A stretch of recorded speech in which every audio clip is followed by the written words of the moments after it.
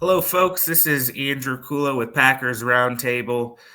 We've got a lot to talk about today, and I've got my friend Anthony Moeglin with me, former college quarterback. He's here to break everything down with us, talk about the Packers' Week 1 win over the Detroit Lions, as well as look ahead. They've got a quick turnaround Thursday night football against the Washington Commanders. Before we get going, Anthony, how you doing, buddy? Yeah, doing great. Happy to be here. Thanks for having me on the Packers show. Just a little bit about myself. I'm a new face here for Packers Roundtable to cover the Browns for Browns Roundtable and do a lot of work for Ohio State as our feature reporter there for the Buckeyes. So, like Andrew said, played college football back in the day. Just a football nerd through and through, and I played quarterback. I love good quarterback play, and the Packers got a damn good one in Jordan Love. So I'm excited to jump right into it and talk a little Pack. It's new for me, like seeing the green and yellow on the screen. Yeah. I'm used to seeing the red and talking about. Hey, I'll tell you what. I'm used to talking about losses, right? Where we miss extra points, we miss field goals. But with the Packers, it feels like competent football. I'm excited to talk about it. Yeah, well, I think the Packers have done a pretty good job over the past few years transitioning from Aaron Rodgers to Jordan Love, and talk about competence. To pull that off, going from Brett Favre to Aaron Rodgers to a good quarterback in Jordan Love, that we could have a whole show just on that, huh?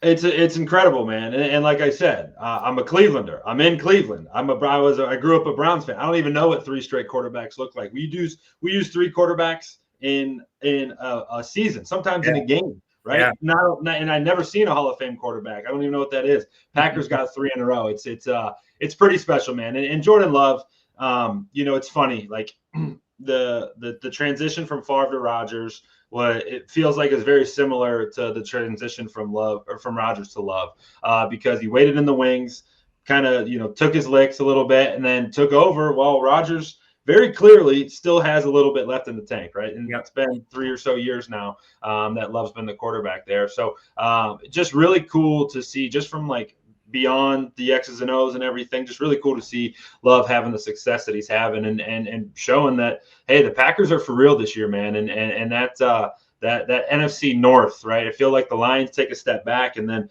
the Bears and the Vikings playing on Monday Night Football. Feels like the Packers got a really good chance to win the North here and get back to the playoffs. Absolutely, man. And I think that's a great transition into the first topic. So what we're going to do, just for folks following along, I really want to focus on that Week 1 win over the Detroit Lions. You mentioned it, Anthony, that the Lions, they've really been kind of the cream of the crop of the NFC North for the past 2 years. Dan Campbell's done a really good job when it comes to building that team. They've got great character. They've really built it kind of the way that you would expect a Dan Campbell team to be led from the trenches outward. So they've been the standard for the past 2 years, and I think that's probably why General Manager Brian Gutekunst went out and did what he did, which was trading for Micah Parsons. And first, I just love to hear what your reaction was to that. Yeah, my initial reaction. Well, it's layers to this, right? Because my initial reaction was when Micah was going through those negotiations.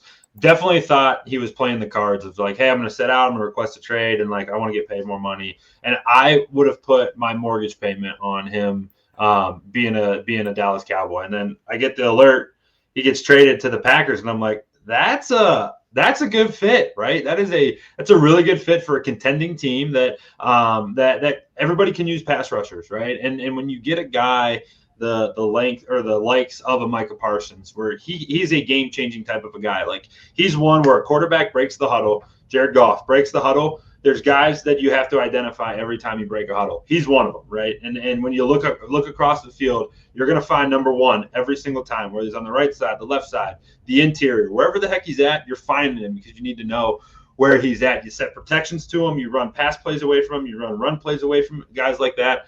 I thought it was a really good, it was a great addition. And when you look at it from a big picture standpoint, right, you give up a couple first round picks.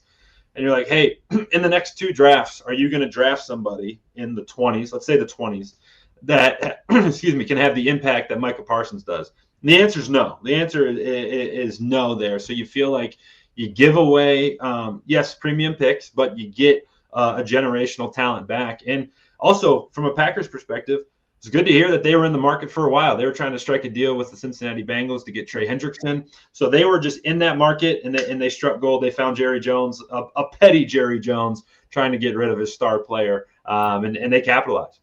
I love what you said about those first-round picks. There's kind of that old joke.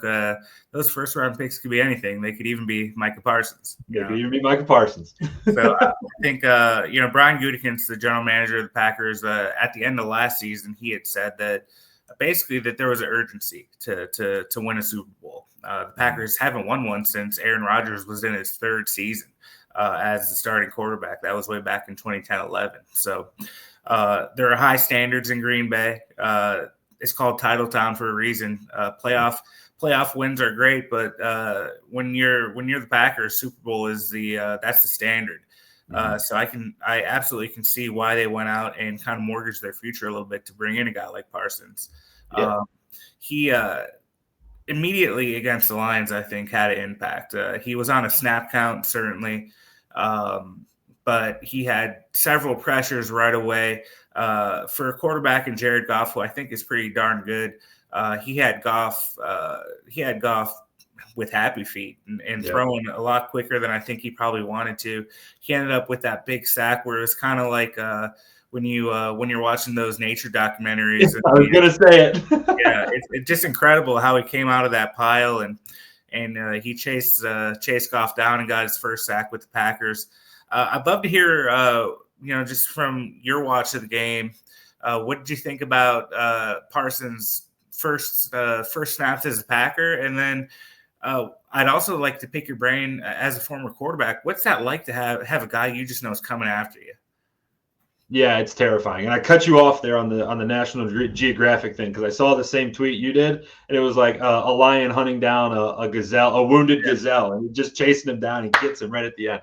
I was laughing when I saw that. But yeah, from a quarterback perspective, especially the likes of Jared Goff, right? This is more of a statuesque quarterback. This is your old school Tom Brady style guy who's going to stand there in the pocket. You're going to know exactly where he's at. He's not going to move all that much. And that's a disaster waiting to happen when you're facing a guy like a Micah Parsons because, you see these younger guys now ours, Jordan Love, right, who can move and be elusive in the pocket. That's not Jared Goff. He can sling it. He can hit every throw on the field. He can tear you apart, but he's not going to move. And that's that's the big advantage that you have when you have a rusher the likes of Micah Parsons. But I would say when you're a quarterback and I kind of hinted at it, you break that huddle. Not only do you identify, hey, where is he at? He's on my left or he's on my right.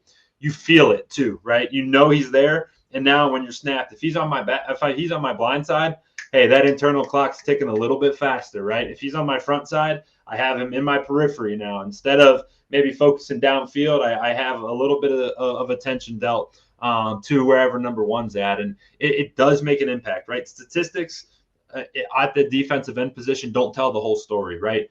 Everybody in this day and age is so in love with, hey, how many sacks did you have? How many sacks did you have? Well, the leader of the NFL last year had 17 sacks, right? There's 50 snaps a game, 50, 60 snaps a game. You're playing damn near 1,000 snaps a season, and only 16 or 17 of those are going to end up as a sack. They can make their impact known in more ways than just sacking the quarterback, and it's that feel. It's requiring two guys to block him at once. All of those things, they really add up, and you could see it yesterday that the attention was on number one when he was on the field. Absolutely, man. As somebody who's a fan, but also who's covering this team, I thought it was incredible. You could just feel the difference when he was on those plays. The Lions seemed like they were just a little bit tighter. Certainly Goff was a little bit tighter. And it just incredible to think that, Parsons probably isn't even close to 75% ready for this season yet. I thought his back injury was just a back injury, right? It was like, I think somebody tweeted it out. It was like Rappaport or Schefter after he got traded. It was like, hey, we'll see how quickly he heals from his back injury. Now it turns out it's an actual thing. So it's definitely something to keep your eye on. But an awesome first start for him. And you could probably feel it. You could feel it through the TV screen for sure. the energy that he infused into the entire stadium, right? The entire fan base, the entire team is something that you can't put a number on, but it was certainly felt. Absolutely. It's going to be exciting to see how he continues to develop. Again, he was definitely on a snap count. Speaking of guy who development, I think is still a key word for. Let's talk about Jordan Love a little bit, the the quarterback for the Green Bay Packers. There was certainly a ton of consternation when the Packers went ahead and drafted him with the 26th pick in the 2020 NFL Draft. Much like with what happened with Brett Favre, talking about him and Rodgers earlier, Rodgers was still on the team, still under contract, arguably still in his prime, and the Packers had that forethought to go ahead and get a quarterback in waiting and allow him to kind of develop at his own pace and his own time. I've thought that Love looked great in week 1 against the Lions. There was absolutely in that second half as the Lions started to kind of settle in on defense. There were certainly a couple throws I think Love probably wanted to have back, especially those two. The one that looked like it was almost an interception and the other that was an interception that got called back. Still, the throws that we saw from him, the ones that he made were incredible. He finished completing 16 of 22 passes, 188 yards, 2 touchdowns. The first touchdown was to tight end Tucker Kraft. It was just a bullet right over the middle. And that second touchdown, it was exactly right where you wanted it to be, to Jaden Reed, kind of on a wheel route down the sideline. I'd love to hear. First, let's talk about this week 1 matchup. What do you think about Love? Yeah, no, I thought he was smooth, right? The numbers don't jump off the page. 16 and 22, 188, and 2 touchdowns, right? And you don't turn the ball over. Obviously, you get that one back with the penalty on that interception. But I thought, like, when you come out of the gates fast, like he did and the Packers offense did, I think that tells me a lot, right? He was spreading the ball all over the field. A bunch of different guys, had catches early on in the game, and that gets everybody involved. But what really stands out to me about Jordan Love and something that he's grown into, as his career's gone on, is just his comfort in the pocket, right? And that's something that you don't have early on in your career. And then as you get a little bit more veteran and you get more experience, you're comfortable standing back there. I don't know how many times yesterday where he just stood back there real comfortable, kind of doing his little bounce, right? He bounces very similar to how Aaron used to do it. And he just kind of bounces back there, and then he lets that thing rip. His release is so quick, and he's deadly accurate. And you talk about that touchdown pass to Kraft on the first drive. Like, that back view of it is awesome because you could see them. They use 2 motions, right? They motioned the running back out once and saw the 2 linebackers. I'm going to try to get my fingers in the screen. They shifted with it. And he brought him back in. He's like, all right, go again. And the linebacker shifted again. And then he snapped it as they shifted. And then Kraft ran that little bender. It's called seam bender. So he goes up the seam and then bends it back inside. But the motion moved the linebackers enough initially that he bent it right behind him. And that ball, I'll tell you what, man, that ball was special stuff. That back view is beautiful because he fits it in over top of the linebacker, in between the 2 safeties, right in the hands of Tucker Kraft. It was awesome. It was a great start. When you start fast like that, that's a very, very good sign because those NFL games go like that, right? Offense will get started, and then the defense will settle in, and they'll be back and forth, and then it takes just one or 2 more drives to go. And I thought Jordan Love all throughout the game was just comfortable. He was solid. He was steady. And then when he needed to make a big play, he did. Yeah, absolutely. I'd love to talk. I mean, just that throw to Tucker Kraft, that's the one that really stuck out to me. I'd love if you could just kind of expand on how little room for error there is in that throw. It's got to be perfect, right? Totally. And in that look, right, I'm going to try to do it with my hands here, right? If these are 2 safeties, right, it was a cover 2 look, right, where they're covering the half of the field, right? So those guys are splitting the half of the field. And then the Mike linebacker, wherever he starts on the field, he's responsible for that middle, that Tampa 2 coverage, right? Developed in Tampa Bay, right, back in the early 2000s, right, where you can really attack. That's the zone you got to attack. Now, it's really hard because you have to layer a perfect ball over top of a linebacker, right, who's running into that area. And while the throw is hard. It's somewhere between really hard and really easy because the linebacker puts his back, he's not looking at you, right? He's running backwards. So you see the back of his head. So he doesn't have any idea where the ball is. So that opens up a lot, but you still have to get it up and down because these safeties in the NFL are so fast and those windows close so quickly that if it's not on point, it's going to be broken up or even intercepted. And it's throws like that where you use pre-snap to create a window, and then you got to execute perfectly. And when you do it, it's like poetry, man. It's beautiful when it does. When it goes wrong in a big way. But when it goes right, it looks beautiful. Yeah, it was beautiful. And side note, I think Tucker Kraft is certainly a player to watch this year. It's something I've been writing about for Packers Roundtable, but he had a great season last year, 700-something yards, 7 touchdowns, and he's really just scratching the surface of who he can be as a tight end. And certainly him and Love have a nice connection. In your opinion, as a former quarterback, as somebody who is a self-proclaimed nerd of the game, I think we've seen certainly since the days of Gronkowski, but even if you go further than that, back to think of Antonio Gates and Greg Olsen, Jeremy Shockey, like absolutely. You can go. There's tons of names. An elite tight end can really change an offense. What do you see as a quarterback when you have that type of player? It's amazing. So tight ends are a quarterback's best friend, especially a young quarterback's best friend, and it's not because they are they're these big game changing type of guys, right? You're not going to score 80-yard touchdowns and do these crazy things, but what they do is create a matchup nightmare for defenses, right? Because if I have a guy like a George Kittle, like a Travis Kelce, right? Those are the generational types. But if you just have a competent guy, Sam Laporta, he was on the other side yesterday. He's not even competent. He's better than that.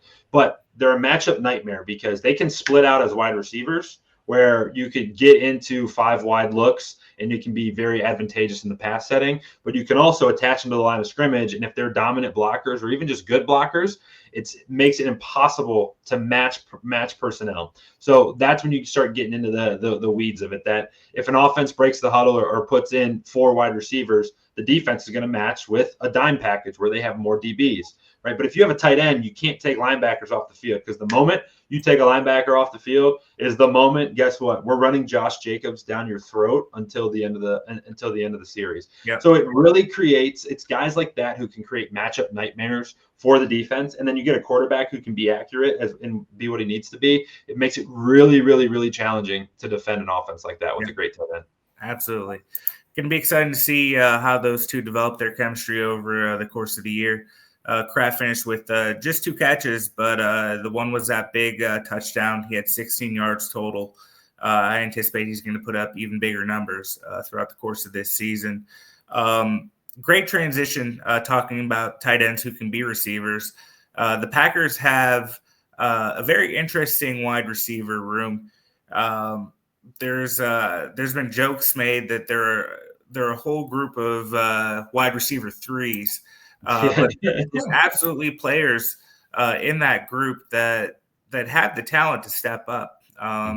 Romeo Doubs is a former late round pick, and he's had times in his career, and he's still very young, where he's had the ability to be a star. And he made 2 really good catches against the Lions. Jaden Reed is a guy who I think the Packers are really high on. We already kind of talked about his touchdown down the sideline early in the game. Dontavian Wicks had 2 catches. Matthew Golden, the rookie, the first wide receiver that the Packers had drafted since 2002, if you can believe that. How old were you in 2002? Do you know? 2002, I was a 5-year-old. I was a 5-year-old running around the recess park, slinging the rock. Hey, I'll tell you what, I was slinging that pill though, dude. I was dropping back at that age. That's awesome. So the long and short of it is the Packers have options, and Love has options, and in that week 1 matchup with the Lions, he spread it around. There's 1, 2, 3, 4, 5 receivers who had multiple catches. Ultimately, 10 players ended up getting the football. What's it like as a quarterback when you know you've got more than one player who can go out there and catch the ball for you? Yeah, it's amazing, right? And it's a big trust thing because you know that, hey, as I'm getting through a progression, let's say I have a 4-person progression where I'm starting on the left side and I'm going back through all the way across. When you can trust receivers 1 through 6 on your roster, you know when I flip my hips to the dig route or I'm checking it down to the pivot route or whatever it is, you know your guy's going to be there and you can trust them to be there and to do something with the football. And that's really what this Packers group is, right? There's no star in this, and I don't think that anybody would argue that. There's no star in this group. There's a bunch of really good football players who compete their tails off. You got a guy like Romeo Doubs who's continually talked down upon because everyone says, "Oh, you never draft a receiver. All we got is that like our best receiver is Romeo Doubs." Yeah, your best receiver is Romeo Doubs, and guess what? He's pretty darn good. And those guys are unlocked with good quarterback play for sure, but it takes a lot of trust for quarterbacks to be dropping back and knowing that I don't care where you got drafted or what you do, you work your butt off. You catch everything. You're in the right spot at the right time, and that's how you create a group like this where you can spread it around to 5 different receivers. And then beyond that, you can have 16 completions on a day to 10 different guys. That's unheard of. And that's because there's a lot of trust. There's a lot of trust when you look at that box score, a lot of trust in that wide receiver room. Absolutely. And at least from my perspective, the one thing that's not talked about enough, and maybe that'll change this season, but it's head coach Matt LaFleur and the type of offensive play caller he is, to be able to have that many options for his quarterback, and he's about as creative as it comes when it comes to scheming players open. I don't think he gets enough credit. Yeah, he's awesome, right? He's one of those young minds who, he's in that McVay-ish tree. All of them were we'll get to them in a little bit, but were coaches in Washington, right, where they just came from football heaven and they just competed against each other in the coaches' offices to make the best plays. And I really like LaFleur. I think LaFleur is a really, really good football coach. And, now that he's multiple years into, his head coaching career, you can see how experienced he is and how just truly good he is getting, especially on the offensive side of the ball, with the attacks that he's able to build. Absolutely. And I think the one thing that he's missing is a Super Bowl. And again, you go back to the beginning of our conversation, what Brian Gutekunst said, there's urgency to win a Super Bowl. And that's really what these Packers are all about this year. And as a fan and somebody who's watched this team since I was a little tyke, it is kind of interesting to see them be as aggressive as they are. It's a notoriously conservative organization. They don't make a lot of big trades. They hardly ever make a lot of big free agent signings. But I think, this is just off tangent, but I think the fact that the Lions built what they did over the past 2 years, the Bears have something intriguing going on with their new head coach, as well as Caleb Williams, who's a former Heisman Trophy quarterback, and then J.J. McCarthy over with the Vikings. I think there was a thought in Green Bay that, hey, we've got to step up here because this division is not getting any easier. And absolutely, I'm pretty jazzed that Super Bowl has always been the standard, but now it's very clear that these Packers are going all in for it. So yeah, and they got a group that can go do it. And you're so right. It's always so funny to me, like, and obviously Green Bay is in a unique situation, but like teams who like don't have a Super Bowl, like that's not like the goal. And like, I get it, right? There's some teams who are rebuilding, right? Again, you're talking to one of them, right? There's teams that are rebuilding. There's teams that are trying, but like those teams in the middle, like just push the chips in. Like, what's the point, right? Why do you own a team if you're not trying to do it? Obviously in Green Bay, everybody owns the team, but like, it's different. It's like, it was always interesting to me, trying to approach a season, kind of half in, half out. And you see it now. You get a young quarterback who can rip that thing. Like push all the chips into the middle and let's go, go try to win a Super Bowl because that's what it's all about, man. It is what it's all about, and that's what makes this season so exciting. Talking about Super Bowls, I believe the Packers' next opponent, the Washington Commanders, here on Thursday Night Football coming up in just a couple of days, I believe they have the same goal in mind, and they've got a team that can be really intriguing when it comes to that. And just like anybody else in the NFL, any other team, if you've got a quarterback you've got a chance to win a Super Bowl. And the Commanders seemingly have their quarterback in Jaden Daniels. I'd love to hear your thoughts on him as somebody who played the position, and we'll kind of, he was for second overall pick in 2024 out of LSU. He was great at LSU, and he hit the ground running as a rookie. So what are your thoughts on Jaden Daniels? Yeah, amazing. He's just an incredible talent. And, one of the things that he's now fighting against, right? You have that amazing rookie season and you're fighting against that sophomore slump. You come out of the gates, and they played the Browns last year. So, I watched a full week's worth of his stuff and really dove into it. And he's just so dynamic, right? And it's hard to be dynamic in the NFL when everybody on the field is the best athlete, a top 1% athlete. Well, he's the top 1% of that 1%. And he can run. He's faster than you. He's quicker than you, and he can throw it. He's deadly accurate. That's the one thing about him that really stands out, is he's deadly accurate. Now, what I will say is this: there's a lot of luck involved in the Commanders' year last year. They had that Hail Mary you think of. They had a good stretch of opponents who they just caught him at the right time, and they took advantage of it, right? But he played so well in all of it, and it was so good to see as a rookie. He had that maturity to do so. But then coming into this year, it's like, hey, build on that foundation, right? You're in the NFC Championship game last year. Now you continue to build on it, and so far so good. Solid start for him. He had a good week one against a Giants defense that I think is going to be pretty good. And for him, it's like, all right, continue to build upon that and show that you can be a dynamic player in this league year after year. Absolutely. He completed 19 of 30 passes in week one, 233 yards, a touchdown. You mentioned it. He's so dynamic. He can also kill you on the ground. He had 11 carries for 68 yards, averaged 6.2 yards per carry. This is a guy who threw for 3,568 yards as a rookie, 25 touchdowns and 9 interceptions. He also rushed for almost 900 yards and 6 touchdowns.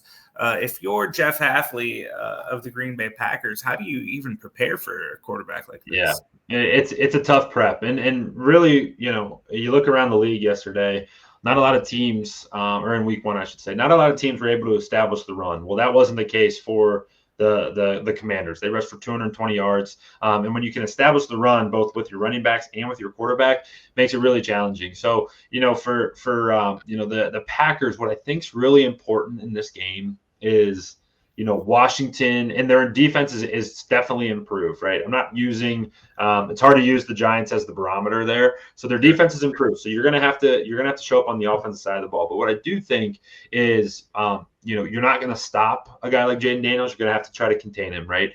Don't let the 5-yard games become 10-yard games. Don't let the 10-yard gains become 60-yard gains, because they very well could. He's that type of guy. So it's that containment factor, staying very disciplined, right? Very disciplined in your rush lanes. When he drops back to pass, don't run the quarterback. Don't create crazy rushing lanes. Like, that's going to be super important. And then when they do move the ball, 3 is the win, right? If you give up, if you hold them, they move the ball down the field and you hold them to 3 points, that's a victory for the defense. So it's like, hey, if he moves it between the 20s, right, from 20 to 20, if they move it there, that's fine. Once they get into the red area, really hammer it down, buckle the straps down, and get a stop and force field goals and try to keep them out of the end zone. Absolutely. So, Anthony, I assume you're going to be watching this game on Thursday. It's the only thing going NFL-wise. As a former quarterback and again, as a self-proclaimed nerd, as am I, this is quite a matchup, I think, between Love and Daniels, two of the better young quarterbacks in the league, and I don't think either has really scratched their potential yet. No. What are you going to be looking for in this game?